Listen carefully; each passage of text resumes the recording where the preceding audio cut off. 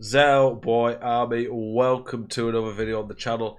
In today's video, we are looking at the best 5 formations in FIFA 23 right now. Apologies if I sound under the weather, I think I've picked up some sort of flu. People tell me I sound like I have a cold or ill anyway, generally, but I think I sound quite a bit worse right now. But the show must go on, bringing videos for you guys. Best formations, here we go. This is my team at the moment. It's a little bit all over the place, not going to lie. I do have a tradable Eusebio, that Messi. Oh damn! I was supposed to sell this Messi.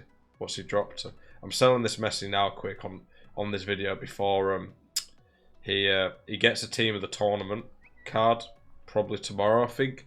I don't want to lose loads on that Messi. I was supposed to sell him yesterday though when he was 1.5 million or something. So that was pretty dumb by me. But yeah, top formations in the game. Top formations matter a lot because at the end of the day, when it comes to the formation, that is a key part in how you play. So many people hold themselves back by playing formations that don't work, or not even that. They might be playing formation in a wrong way. Now, I'm not going to go through the in-depth tactics in this video for every single formation because at the end of the day, I do full tactics videos for that. But every single formation in this video, I will have done a tactic for at some point.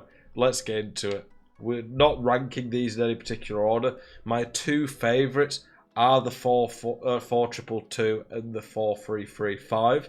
So they're going to be in the video, obviously, being my two favourites. But yeah, if you like what you hear about formation, I'm talking about its strengths, its weaknesses, why you might use it, type Zelonius and that formation in, and you should be able to find a tactic video I've done in the last month because I'm regularly testing out different tactics for you guys. So we're going to start off with the 4-2-2. The 4-2-2 is really good because it's just so balanced in every area. The only weakness this formation really has compared to others is it lacks that cam to link the player together.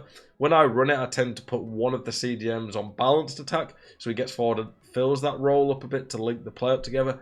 But honestly, the build-up in this formation is great.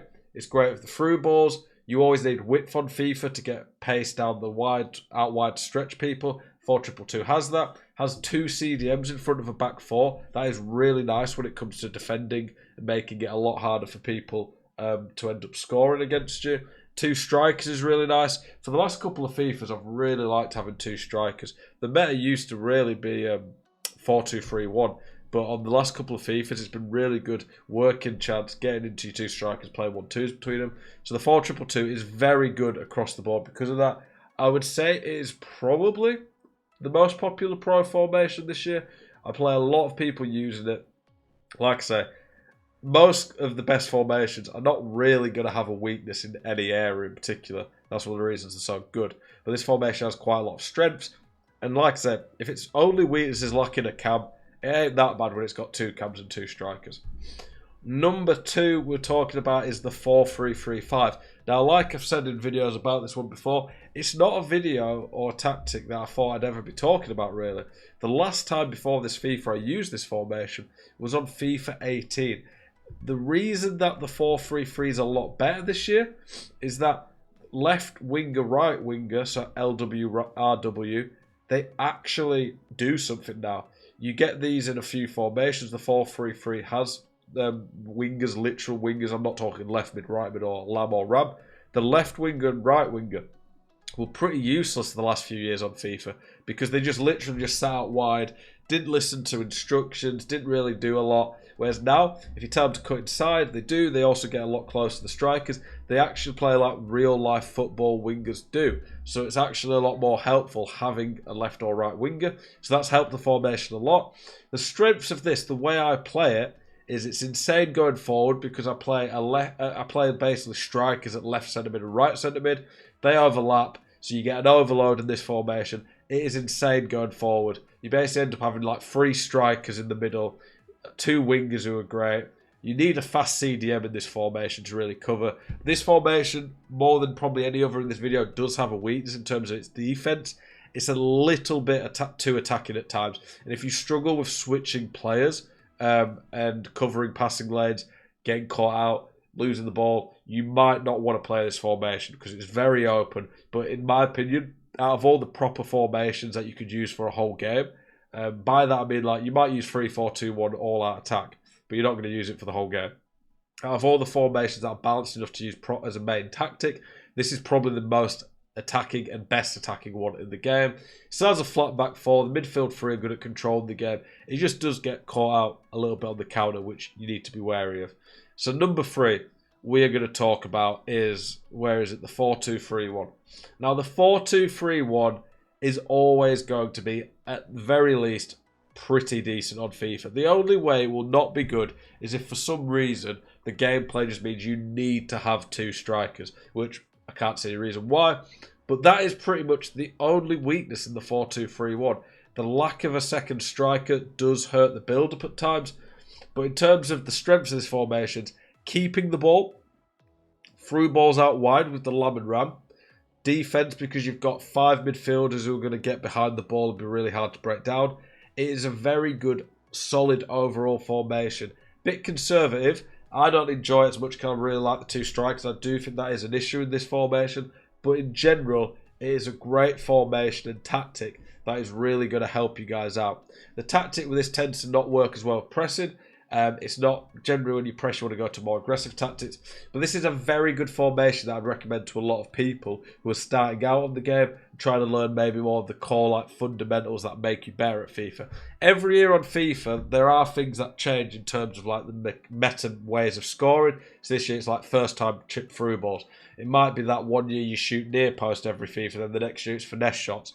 Those things change, but a lot of the core fundamentals of FIFA, like switching, knowing how to time runs, generally speaking, dribbling is pretty similar, jockeying, these things, they are pretty much consistent across FIFAs, maybe just slight tweaks, and this formation is a very good one to learn it in, very solid, balanced overall.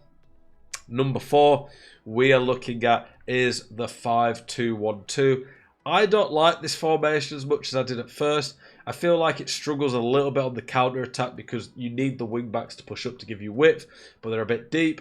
But in terms of keeping the ball and being really solid overall, this is a really, really good formation.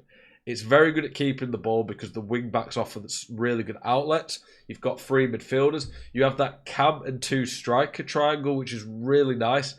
I used to really like the 3-5-2, but I just don't think it's defensive enough on this game, especially with the way through balls are. This formation is, but it struggles a little bit at getting countered on when the wing-backs push up and counter-attacking, which I think are pretty key, but I still think the triangle it gives, when it's set up, it's very good defensively, it's very good at keeping the ball. I think those push it into the top 5. And then for the last one, number 5, the 4-3-2-1. With through balls not being quite as good, but still very good, this formation is still really good. I don't enjoy the way this formation plays. It almost forces you to like funnel through balls and first time chip through balls, which is not how I want to play, but it is a very good formation. Again, one of the very most popular formations amongst pro players. If this formation had the middle centre mid as a CDM, I think it would help the formation a lot. Generally speaking, they normally put an overlapping fullback on one side and stay back on the other. The way that works is it defends more like a 4-4-2 then. Like I say, great formation. All of the formations in this video are. This one's probably the second most attacking after the 4-3-3-5. So there you go. We've had the 4-2-2-2, 4-3-3-5, 4-2-3-1, 5-2-1-2 and the 4-3-2-1. Those are my top 5 formations right now.